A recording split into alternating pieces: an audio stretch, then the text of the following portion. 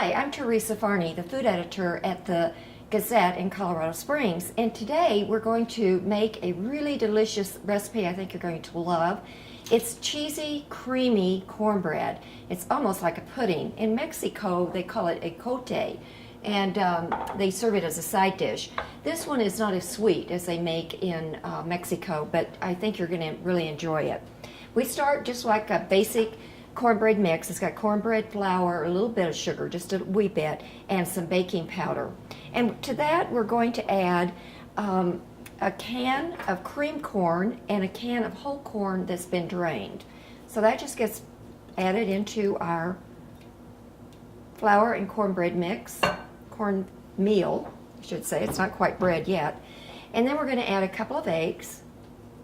This acts as a leavening along with the baking powder. This is heavy whipping cream. I'm telling you, this is delicious. You're really going to like it.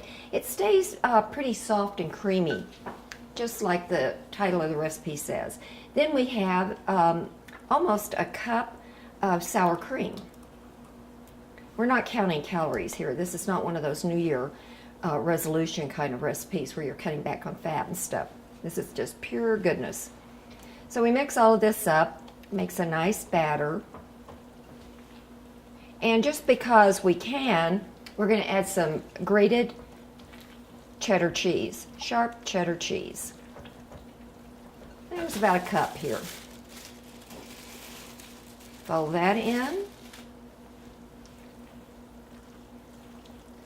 And then I have a baking dish that has been sprayed with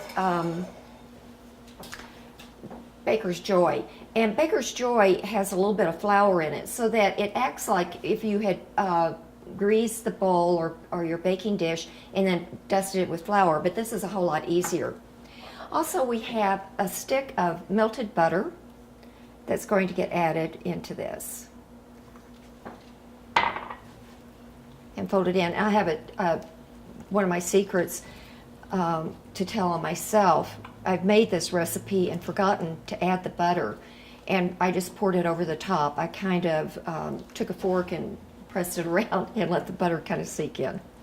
So it's a pretty fail-proof recipe here.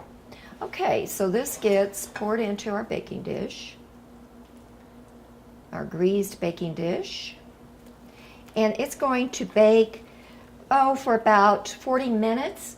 And then it needs to stand about an hour before you slice it. And it'll just stay really nice and creamy and yummy. It's like a pudding, and some people that grew up in the South probably would find this familiar because it's a little bit like a spoon bread.